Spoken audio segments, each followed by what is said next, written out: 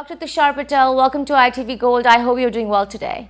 Thank you so much for getting me back again. Of course, we gotta have you back because there's so much happening across communities in this country. So let's go right into it. My first question to you has to be, how are you observing the current number of cases and deaths in the country? We're looking at about 100,000 hospitalizations per day right now in the United States. Why has this happened, and who do you attribute the most amount of this issue to? So I was telling this before as well. The pandemic right now is one of the most infectious phase respiratory virus we know, and that I have personally experienced in my 3 decades of public health. The Delta variant is beginning to reverse the progress we have made. And some of the facts we already have, that a lot of people are not still vaccinated fully, and that is the most concerning thing. Some of the states are under 40% of vaccination rates. Alabama, Mississippi, Wyoming, Arkansas, and state goes on. And I think those are the most contributing factors for this Delta variant spread and also getting this pandemic not under control. Right, and these states that you just mentioned, Dr. Patel, I'd like to ask you, I'm sure you have colleagues that work there, that are in the hospitals there. What kind of news are you getting from there? Are they as overwhelmed as we are hearing? It is actually very concerning. Some of the states, South Carolina, southern states, I would say Alabama, Florida, they are out of ICU beds right now. They have lack of oxygen supply in the hospitals, which never happened in the US before. So those are the most concerning thing right now with this pandemic, that lack of bed, lack of resources, especially the oxygen. And if the oxygen is not there, you cannot save the patients. Yeah, when we are looking at these hospitalizations, doctor, interesting factor here, children and adults under the age of 50 are now at their highest peak in cases of COVID-19 as hospitalizations. Why is that happening? Because, the population younger than 18 years of age, only 14% of kids are fully vaccinated. Oh, wow. So about 86% of those kids are not fully vaccinated. And that is the whole reason we are not having good time with this pandemic. You know, this brings me to my next question. When you are looking at states in the Northeast versus the state in the South, can both the states affect each other? Are we all in trouble collectively right now? Absolutely, unless federal government comes with some kind of guideline that no one can travel without the proof of vaccination, air travel, bus travel, train travel, then it will be a different scenario. But as of right now, everything is open and free to travel in this country, and that is the most concerning thing when we are very close to the fall months and the winter, probably within next few months. So how are you looking at some of these states then, doctor, that are banning mask mandates or banning vaccine mandates in businesses or in schools? How dangerous could that get? It will be very, very dangerous comes this winter. I think we'll have a reality check in next few months. And I think we will probably see worst case scenario than we initially started last year with this pandemic. So I think we all need to follow the science. We all need to follow the public health recommendations. And at this time, we are like in a war zone, and we have to listen to our commander, which is the CDC. So will you compare this to New York City when it was the epicenter, or is it worse? I think it is worse because we are used to of this pandemic, so that's why people are not that panicking. But the things in southern states are much worse than what we had last year in New York and New Jersey area. What do you think these governors have to do right now, doctor, especially in the states of Florida, Texas, Alabama? Governors needs to start taking the steps to protect their citizens. And whatever it takes for them, mask mandates, ask for the vaccination proof, all those mitigating factors definitely will help. Otherwise, this can go, because Florida, Texas, those are bigger states, and if they don't take care of them right now, comes fall and winter months, they will definitely will be in a bigger trouble. So let's talk about this debate on schools, doctor. What do you think needs to be implemented in a classroom, in a school setting, according to you, regardless, like, are you looking at full mask? Are you looking at vaccine mandates? Are you still looking at 6 to 3 feet distance between, students? What is the safest way to do this?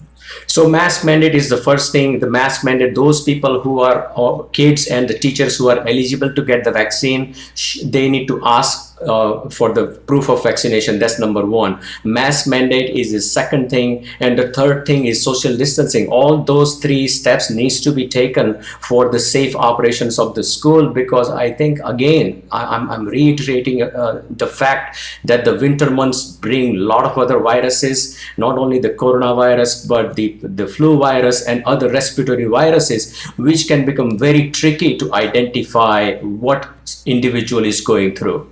Parents are protesting against the mask mandates. They worry for some reason about their kids wearing masks. Can you address that? And what do we say to those parents? Parents need to understand that, like I say, 15% of kids under 18s are fully vaccinated right now. Unless we reach that 50, 60, 70% mark, they need to follow the guideline, follow the guidance from the public health officials, the local and state officials. And if they don't do it, probably they will risk their kids, risk their loved ones going into the school, ending up in ICU, and ultimately death. So I think it's the message should be very clear for the parents who don't understand the science, that the virus is based on the science and not on any other aspect. So everyone needs to listen to the public health official and follow the guidelines right now. Yeah, definitely. And then for our audience, again, 12 and above are eligible for the COVID-19 vaccine. Dr. Patel, how are you looking at children under the age of 12? When can we expect their vaccine? And also, I'd like to know about babies as well, from the age of 6 months to 2 years. So the good news will be coming in within 4 to 6 weeks, end of September, early October, for the kids between 5 and 12. That vaccination should get emergency use authorization in that time frame.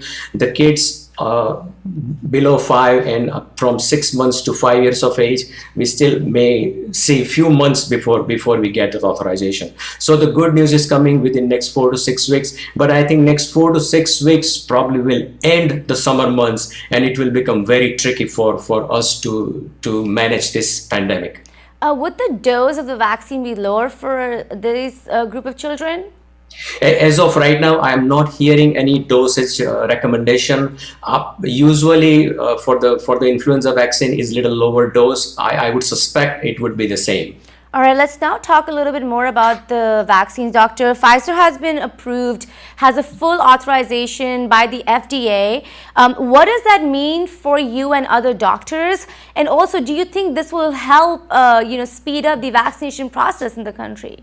Yes, not only help speed up the vaccination process, but I think the government agencies and the big companies, the industries should take the advantage of this full authorization or full approval of FDA for the vaccination and mandate their employee to get the vaccine. Airlines can do the same thing. Federal government can put the mandate on airlines for the safety of the sky, that we need to have that mandate so we all can travel safely and don't get this virus to other people. Right. Another question on the vaccine, Doctor. Of course, big news. We are hearing that a booster dose will be needed after 8 months of your inoculation. Are you worried about the immunity of people right now, as of right now? And who do we need to vaccinate first in this process? So, according to the CDC, people with moderately to severely compromised immune systems should receive an additional mRNA COVID-19 vaccine right now. They don't need to wait. As long as their second dose is 28 days already passed, they can get the third dose. And these patients includes the patients on cancer treatment, tumor, cancer of the blood, receiving organ transplant, taking any medications like corticosteroids, advanced HIV disease, all those suppressing immune kind of diseases. Those individuals should take the vaccination right now as we speak. It's open to them. There is no appointment needs to be made for those individuals, and they should be getting the vaccination right now. Should we all get worried right now that now we have to look forward to another dose? It's a good news and a bad news. Good news is that the research says that the immunity wanes after 6, 7, 8 months, and we have the vaccinations available. However, to get people have the third dose, those healthy individuals who are aged 65 and above, it's very difficult for us medical professionals to convince them to take the third dose. I hope people understand and take the vaccine. We often talk about South Asians at high risk, doctor, that have diabetes, heart diseases, lung diseases, and other immunization, like immunocompromised issues. When would they be needing to take this third dose according to you? And should they also come in the priority list? So once the phase 1 is done with the immunocompromised individual, phase 2 will start people above the age of 65 and comorbid conditions. Most of the individuals, like they got their first dose, will come into that category of phase 2. And all individuals who received their second dose 8 months after their second dose will be eligible to take the vaccine. So if someone took the vaccine in January, they will be eligible to get their third dose in September. But you definitely recommend that we all get this third dose of the vaccine. Absolutely, because the latest research says that the immunity, we used to say 94%, is waning down to 50, 60%. So I think that's not a good news, and we need to follow the science. What's the worst case scenario that could happen here, doctor? So this Delta variant can be more fatal. It creates more havoc in this country, more ICU beds, more deaths. All those are concerning factors. And if we go in the winter months and if we don't have this Delta variant under control, I think I would see this is becoming a pandemic of the unvaccinated or people who are not compliant kind of a pandemic. What's your advice to vaccinated people right now? So vaccinated people safely can do all outdoor activities without any restrictions. They don't need to wear masks. However, if they go in a public place indoor, since we don't require them to provide the proof of vaccination, we specifically recommend those individuals to put the mask on if they're going in a large gathering, 100, 200 people or more. If they are in the close family, at the family gatherings in the backyard, if they're going back and forth within their family members indoor, they don't need to wear they don't need to wear the mask as long as they know the people are vaccinated in the family. I think the message is very clear that we are not off the hook yet. We still need to follow the recommendation, and we need to take some common sense approach we used to take since last March. We need to continue to taking those steps. Another question for you, doctor. How important is it to get the flu shot this season? I would get the flu shot as soon as it becomes available to you. In fact, I have my schedule next week already. My doctor's office already called that the flu vaccine arrived at the office and wanted to make the appointment. I would highly recommend for all, because there is no criteria for the flu vaccine that who should get first and second. I think have your primary care physician book your appointment for the flu vaccine as quickly as possible. Two more questions left here for you, doctor. I'd like to discuss our motherland, India. We're hearing news that India will go into its third wave of coronavirus. How dangerous do you think this wave would be, and is India prepared at this point?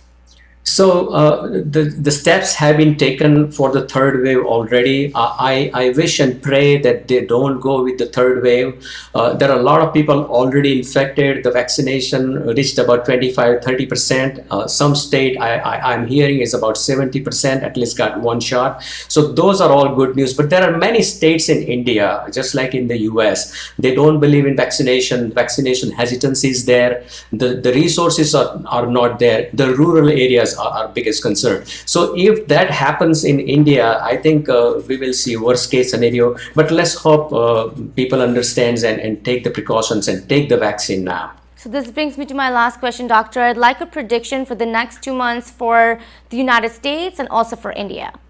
So for the United States, we right now we are at 73% adults received at least one dose, 53% are fully vaccinated. If we reach about 70% within next 2 months, that means about 15 to 17% more people get their second dose and get fully vaccinated. We will see a good winter months, and 2022 will bring a good light at end of the tunnel. However, if we don't reach that, I think this winter coming with the flu and coronavirus COVID-19, I think we'll see some worst case scenarios, some ICU cases, and some additional deaths as we expect all the time. And for India? For India, let's hope for the best, that people received the herd immunity from the infection itself via the virus, or getting the vaccine. If not, then the good news about India is the winter months doesn't cause too many other viruses, because the winter month doesn't start until February or end of January, February time frame. So they still have 3 months to catch up with the vaccination. And I suspect India probably will do good. Right. Again, vaccines.gov is the website for everyone to go get their location for the vaccine and get their shot. Thank you so much for your time today, Doctor, on ITV Gold. Thank you so much, as always, for bringing me on ITV Gold. Of course.